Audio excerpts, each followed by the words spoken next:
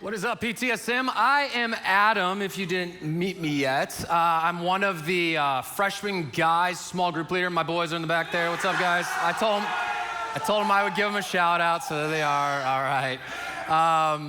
I just want to thank Pastor Garrett for giving me this opportunity to share his platform. I've known a lot of youth pastors in my life, and I want to let you guys know how blessed you are to have an amazing high school pastor like Garrett. So can we give him a little love and a little round of applause here? Absolutely, yeah.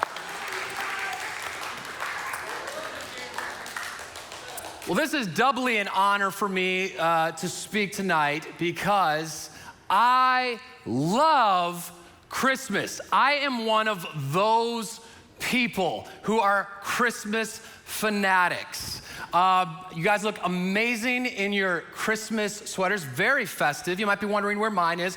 One of my small group guys forgot his, so I lent him my Darth Vader Christmas sweater. So that's why I'm not wearing mine. So it was given away for a good reason. But I am a Christmas fanatic, and this, for as long as I can remember, Christmas has always been the best time of the year. Now, I don't think I've ever met anyone that didn't at least like Christmas. I don't think I ever met a Christmas hater. Has anybody ever met a Christmas hater before? Have you really? Okay, I guess they exist. But for me, I have personally only met one person that was more fanatical in their love for Christmas than me, and he left his Christmas tree up in his office the entire year round. Yeah, I'm not quite to that level of fanaticism, but I'm probably in the 90th percentile of my Christmas fandom. Anybody else like that? Where are my Christmas crazy people at that absolutely love Christmas? I've had my Christmas tree up since November 9th. Yeah, guilty as charged. Yeah, don't judge me. It's true though. I've always, since I was a kid, I'm such a big Christmas fan that the saddest day of the year for me has always been December 26th. That's right, the day after. Always the saddest. I'm not even kidding. I actually start getting a bit of anxiety on Christmas night because I'm like, there's only 5 more hours of Christmas left. It's coming to an end. Because for me, one of the saddest things that there is seeing an unlit Christmas tree. I don't know if you guys have ever gone to the mall, to Stonebriar or something, the week after Christmas, and you guys know where Santa sits, to see his seat empty, where he'd been sitting for over a month with little kids on his lap, and now Santa's gone, the chair is empty. I've even been to malls where they turn off Santa's Christmas tree just the day after Christmas. Like, Christmas was yesterday, and you've already got the tree off. It makes me really sad. So we are wrapping up our series tonight, All I Want for Christmas. So Pastor Garrett kicked it off last week, and I'm wrapping it up tonight. If you didn't hear during PTSM News, there is no high school nights the next 2 weeks. And so we will see you back in 2020. All right.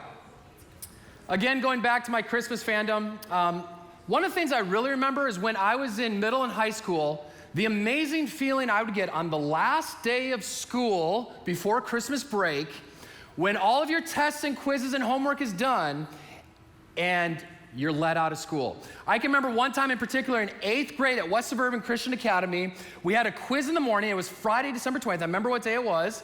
And we took a quiz in the morning, and it was just a half day of school. And after the quiz was done, we got to watch the Muppet Christmas Carol. Yeah, any fans of the Muppet Christmas Carol out there? Yeah, the first time I'd seen it, I was like, oh, this is amazing. We had to have a party in class, and I'm like, this is awesome. And I remember that incredible feeling that most of you are gonna experience this Friday when you're out of school. Guys, you are almost there. 5 days, 5 days. You guys are almost there. For most of you, you're almost there. That feeling you're gonna experience this Friday of being done with school, being done with homework, but having over 2 weeks of Christmas break ahead of you. You got the whole time of year. To me, that is the best time of the Christmas season. You got all break ahead of you. See, one of the many things that I've always loved about Christmas is that it's not a lot of school, but it's a lot of other really great things, like Christmas music. Where are the Christmas music people out there? I love their Christmas music. I have my own Spotify channel, Adam's Christmas. Anybody else have their own like Spotify or Pandora channel for their music? Been listening to it. It won't surprise you. I've been listening to it since right after Halloween. But Christmas music, everywhere you go and hearing amazing old Christmas carols, brings back that nostalgia feeling that Pastor Paul was talking about this morning. Another thing that Christmas is a lot about is presents. And when I was a kid, that was always a really big deal. So I hope you guys on Christmas morning unwrap some truly amazing presents, but also that you guys are in high school. You're not little kids anymore. So maybe now you're starting to kind of experience that, what the Bible talks about, it's more blessed to give than receive. So maybe you guys are getting some joy also from giving presents, not just getting presents. As you get older, this one becomes more important. Food. A lot of great, amazing food at Christmas. Yeah, amen to that, right? Yeah. I'm flying home to Wisconsin to be with my family this Saturday, and my mom's gonna make all kinds of amazing food. I'm gonna eat way too much, and then in January, I gotta lose it all the weight off. But it's gonna be amazing food. And this one's probably really relevant for you guys as high schoolers. Something that I always appreciated about Christmas. It's a lot of sleep. Yes, sleep. People are looking forward. School's gone. I'm gonna catch up on a semester's worth of sleep. And I can remember when I was in high school, I very rarely woke up before 10 a.m. versus Christmas break. So guys, do not feel guilty about sleeping in on your Christmas break. I hope you guys get lots of amazing sleep. And then where's our people that love shopping? Shopping people out there. Yeah, all right, you guys. Man, a lot of shopping at Christmas time. Another thing is movies. A lot of families like going to big movies. There's a certain movie that's coming out this Friday. What's the name of it coming out? I can't. Oh yeah, Star Wars. Yeah, I already told you I'm a big Star Wars fan. I got my Darth Vader hoodie. I've already got my ticket to Star Wars. So always, and I'm going by myself this Friday, but then when I go to Wisconsin, my family we're going again. And then I'm going again with my brother. So I've got 3 tickets already to Star Wars. So that's, to me, I don't know about to you, anybody else's families go to movies over Christmas break? Yeah, it's a good time to go. Right. One more thing you get a lot of at Christmas, people. People everywhere you go. Isn't there a Christmas song about that? The hustle and bustle of the season. And usually it's awesome seeing a lot of people, and it's kind of cozy, and this is great, everybody's all around. But for many of us, we only like this idea of being around a lot of people at Christmas if we get to choose who those people are. Bae. Being around bae over Christmas vacation, if you got a boyfriend or girlfriend, that's definitely a great thing, right? Being around your siblings a lot over Christmas break, probably not so great. What if you get to spend a lot of time over Christmas break with your crew, your best friends from school? That'd be great. That'd be awesome, right? Love it. But what if probably the reality for most of us is you have to actually spend a lot of time with your uncles, aunts, and annoying cousins? Maybe I don't hate that, but I'll tolerate it, I guess. Yeah. That's how it was when I was a kid growing up. We would always drive the day after Christmas, again, the saddest day of the year for me. But it made it a little bit better because we drove from Wisconsin to Iowa to go visit my favorite person in the world, my grandma. And so we go to my grandpa and grandma's house, and we spend the week with them after. And it was always perfect. My family and my grandparents, just the perfect amount of people. But then sometimes my Uncle David would come over, and it was just one person too many. I'll talk about him a little bit later. Now, why is it that hanging with family just doesn't feel the same as hanging out with our best friends, especially during the holidays? Maybe there's multiple reasons. Maybe your family just doesn't get you. Maybe when you're with your best friends at school, you're like, they get my jokes. I tell my parents the jokes, they have no clue what I'm talking about. They don't get me. Or maybe, because you guys are in high school now, maybe you don't really feel comfortable about telling mom and dad everything about what's really going on in your life. But your best friends, your crew, you can tell them. So you feel like they kind of know you better. They get you. So maybe that's one reason you might be kind of dreading spending so much time with your family this Christmas. Or maybe it's this one. Maybe your family has dysfunction. Now maybe it's kind of a temporary dysfunction. Maybe mom and dad just haven't been getting along very well over the last few months, and you're kind of dreading that. Or maybe like me, it's more of a permanent family dysfunction. Because maybe like me, your parents are divorced. I can remember when I was little, a Christmas day.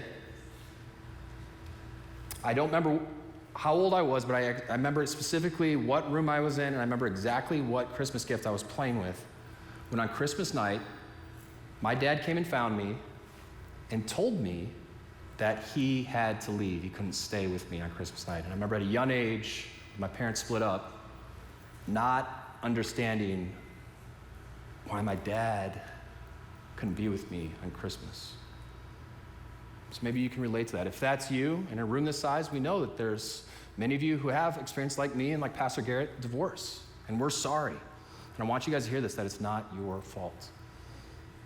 And then there's others of you whose parents not only are divorced, but they've remarried with new families. And so in the morning, you're spending Christmas morning with one family, and then you're going in the afternoon spending it with another family. And that's very difficult and challenging too. So maybe that's one of the things that maybe has you kind of dreading Christmas. Or maybe it's just because you have a really awkward family. Your family can be awkward. I think we have a picture of an awkward family. Do we have one up here? Let's see. I don't know if we have it. But that was the case with my family. Like I said, I mentioned Uncle, yeah. I don't know what's going on there, so we'll just look at that and keep going. Maybe your family is awkward, or maybe you have some awkward family traditions. I talked about my Uncle David. The reason that he was awkward, he was just an awkward guy. And so when he'd come over to my grandpa's house, and when he was around, just one person too many, he was just an awkward guy to be around. He wasn't good with kids, and I always felt awkward around him. So maybe your family can be awkward, or maybe your family have strange traditions, or maybe it's just because your family may have some really high expectations of you. Maybe your parents expect you to basically be perfect over Christmas, and all you keep thinking is, you're fighting with your brother or sister on Christmas morning, and your mom says, hey, get over here, everybody smile and get in front of the Christmas tree. We're gonna take our Christmas picture and then post it on Instagram like we all like each other. And you're like, this is so fake. At least when I'm with my friends, I can be real. Sometimes, if we're honest, all you want for Christmas is to get away from your family for a bit.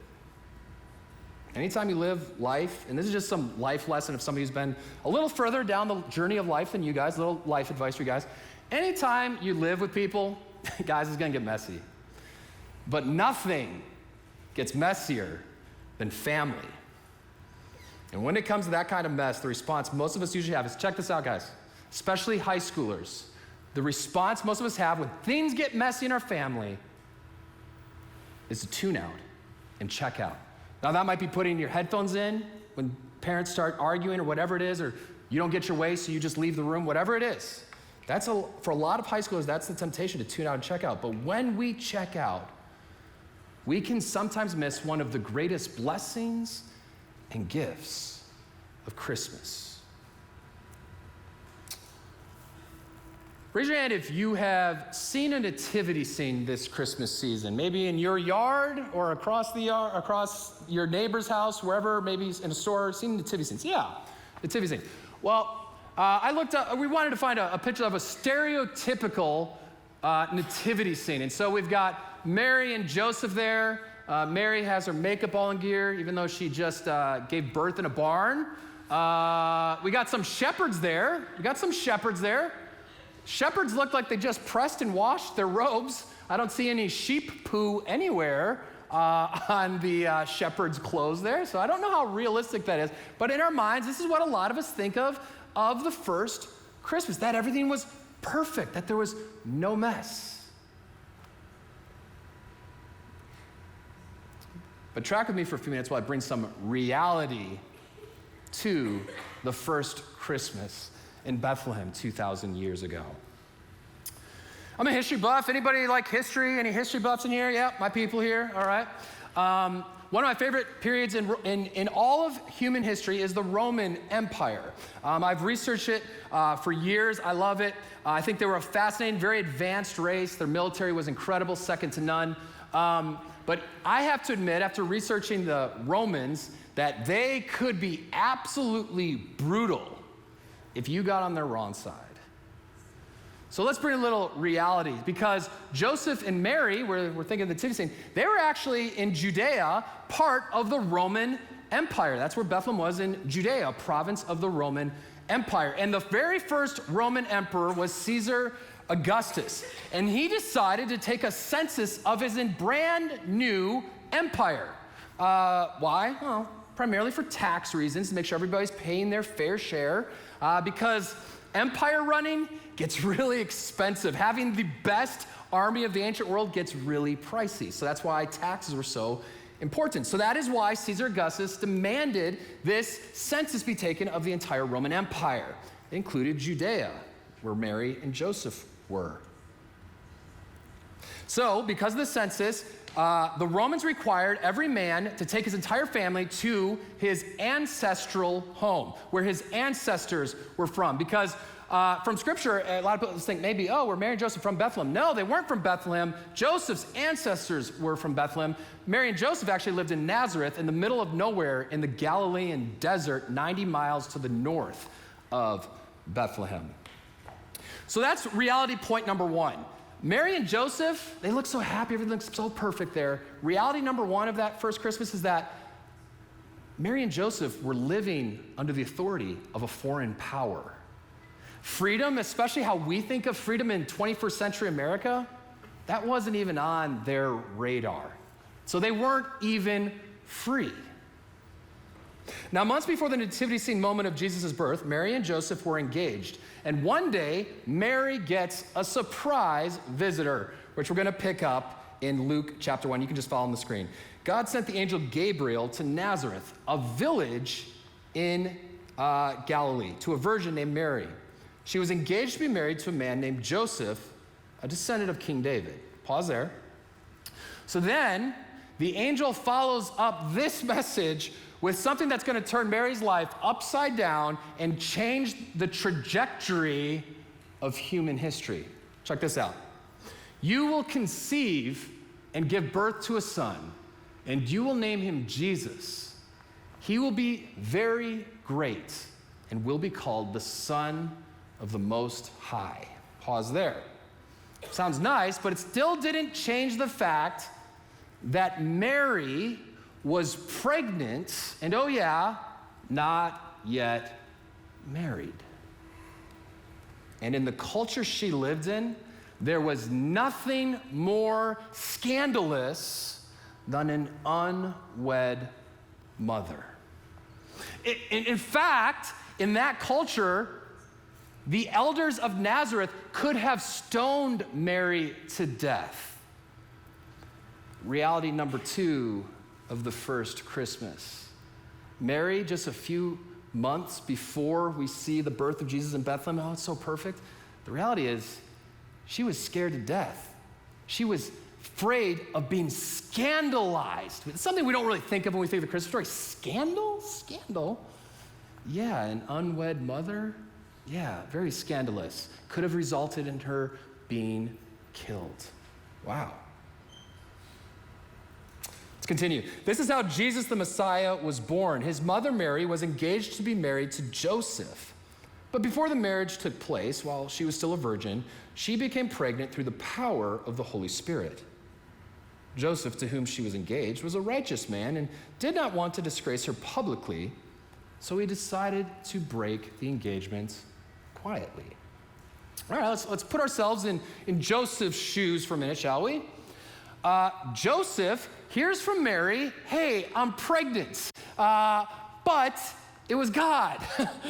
And Joseph, like any other man throughout history, goes, regardless of what she's telling me, here's my reality.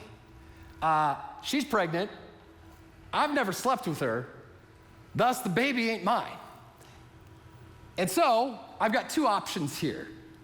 I could, option A, drag her before the elders of Nazareth and say, hey, wasn't me. It's not mine. I didn't do it. Do with her what you will. And she would have been scandalized, ruined, and possibly even be stoned to death. Option A for Joseph. Option B, because the Bible tells us that he was a righteous or a good man, was that she's told him, I didn't cheat on you, but in his mind, all he can think of, yeah, God did it. No, all I know is I'm not the father, which means one option, you cheated on me. Sorry. So he decided, I can divorce her quietly and not disgrace her, not to risk her life. And so that is what we hear is what Joseph decides to do here in the text. He decided to leave her until it was his turn to get a visit from the angel. Let's pick it up in Matthew 1. As he considered this, an angel of the Lord appeared to him in a dream. Joseph, son of David, the angel said, do not be afraid to take Mary as your wife, for the child within her was conceived by the Holy Spirit. Pause there. Bing! Light bulb moment for Joseph in this dream. Like, she was telling the truth. It was God. Oh. And she will have a son, and you are to name him Jesus, for he will save his people from their sins. So Joseph wakes up and shortly thereafter takes Mary to be his wife. And just like this, don't miss this, and just like that, Joseph enters into Mary's mess and scandal. Remember that point.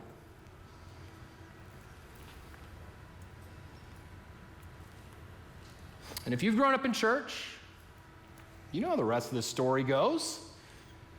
They leave Bethlehem because of the census, and I'm sure Joseph's thinking, this is the worst timing ever for this census thing.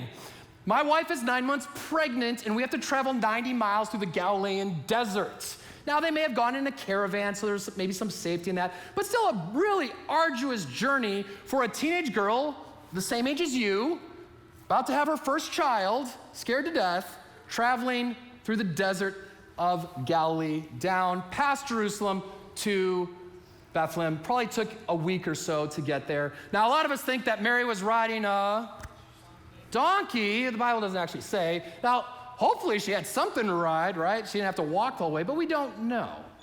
But what we do know is that God protected the Holy Family and his son, and they made it to Bethlehem without the baby being born. Barely, because they walk into Bethlehem, and then what happens? There's no room anywhere, no room in the inn, right? So all they get, why are there so many people in Bethlehem? Why is it full? Because everybody else whose ancestors are from Bethlehem are there for the census too. And so they're looking around, where can I go? My wife's literally about to have this baby, like now. Can we not have the baby out in the street? Is there somewhere, some shelter? All they get is, here's the keys to the barn out back and a towel. Good luck going into labor for the first time. And that, my friends, is how the Son of God came into our world. In a barn, to a scandalized teenage girl that belonged to a people group under the subjugation of Rome. Christmas shows us that God doesn't run away or check out from messy families. Rather, he checks in to the mess, just like Joseph did with Mary when he decided to marry her. That leads us to our bottom line tonight. Show you care by showing up. Show you care by showing up. Go ahead and say it to your neighbor quietly, just kind of, if they're sleeping, kind of wake them up. Say, yeah, go ahead and say it. Show you care by showing up. Go ahead, yeah. Show you care by showing up. And I love it. I already saw some of you guys do it. This is the one time it's okay to take your phone out, pull your camera up. Yeah, take your phone out and take a screenshot of this. I want everybody to do this right now. Take your phone out, take a screenshot of the bottom line right now. And if your parents ask you when you get in the car, what does mom and dad, when you get picked up from church, usually ask you?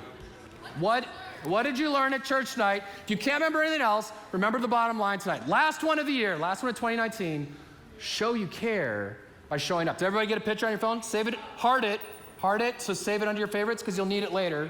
Okay, everybody's got it? Show you care by showing up. What does this mean? Shh. Sometimes the biggest gift you can give your family is to be present and engage with them, to be all in. Even when it's complicated and messy, choose to be all there. So we talked about the Holy Family, Jesus being born 2,000 years ago on the first Christmas. How is this relevant to us as high schoolers in 2019 North Texas? Here it is.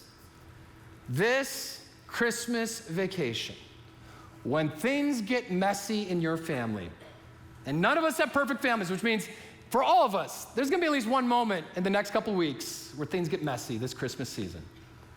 When they get messy, rather than following the temptation to do what we normally do of disengaging, checking out, putting your headphones in, running up to your room, Christmas morning, some fight breaks out and you're like, oh, forget this. I'm just gonna go up to my room and play my brand new video game that I just got for Christmas morning, or watch Disney Plus and just leave myself in the room my rest of Christmas break. rather than doing that, here's how you apply this message to your life. Rather than doing that,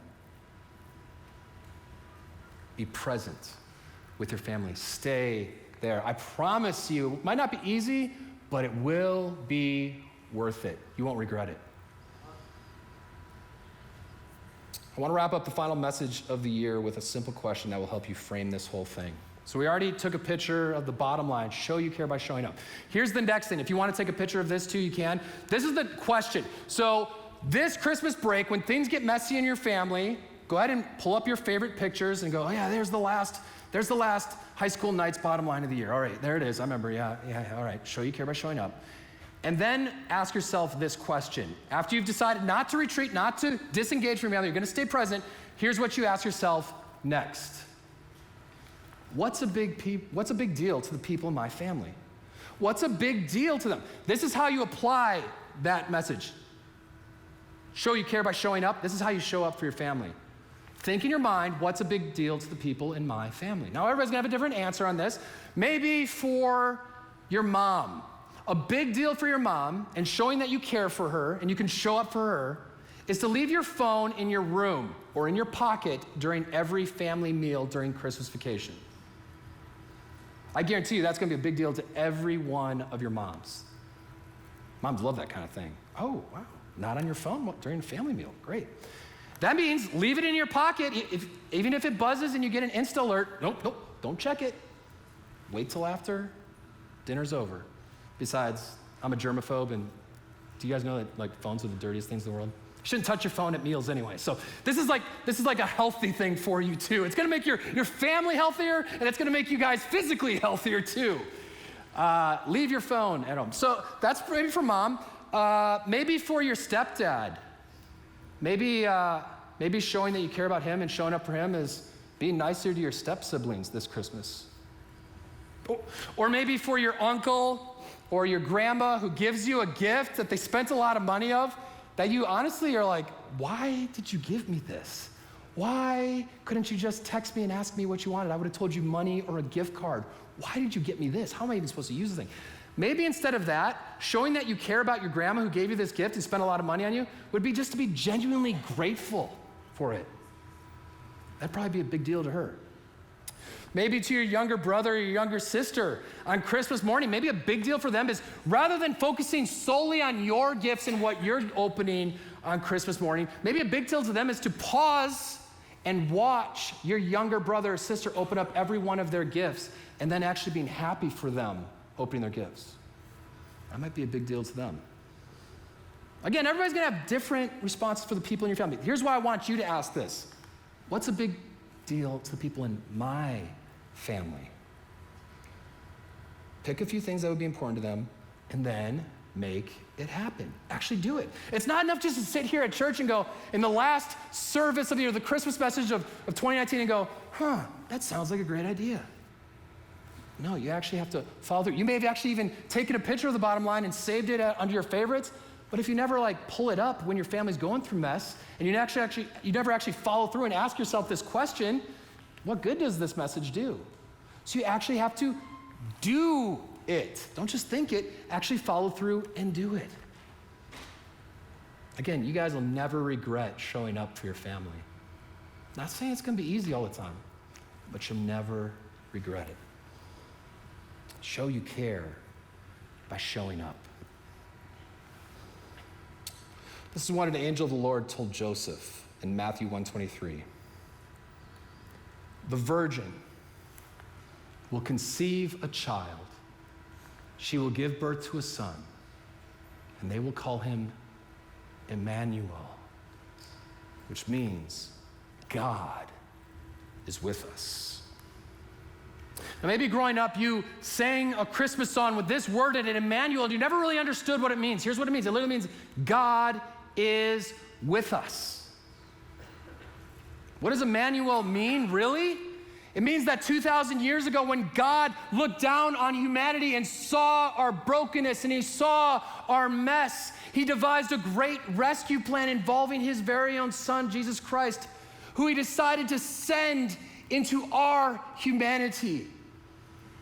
And Jesus was born on the first Christmas in Bethlehem as God with skin on. That is what Emmanuel means. God the Father, in his great love for us, looked down, saw us in our brokenness and mess, and said, I want to help them because I love them. You see, the story of Christmas is directly tied with the story of Easter. Everybody, you don't have to be a Christian or go to church to say, what a cute story about a baby born to some poor people in Bethlehem. It's a cute story. But it's useless if we don't remember why that baby came. See, the truth is, that baby came to save us from our mess. He came in and became and checked into our mess as humanity. And he grew up and he lived a perfect, sinless life. And he came for one reason and one reason alone: to sacrifice himself for us, to die in the place of broken, messy people. And on the first Easter, after 3 days in the grave, God raised his son, Jesus, from the dead before sending him back to heaven where he lives today 2,000 years later. And he offers all of us a chance to escape our fate and our brokenness and spend an eternity with him forever. That is the good news of Christmas and Easter. So this Christmas season, remember, it's not just the baby, it's why the baby came.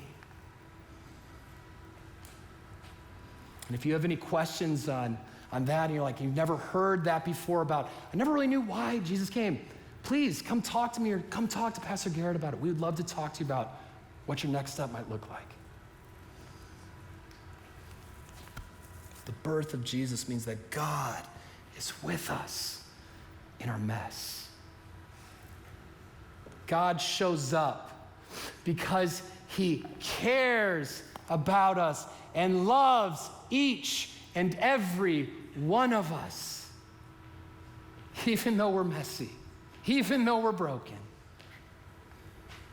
That is the story of Christmas. God showed up for us 2,000 years ago.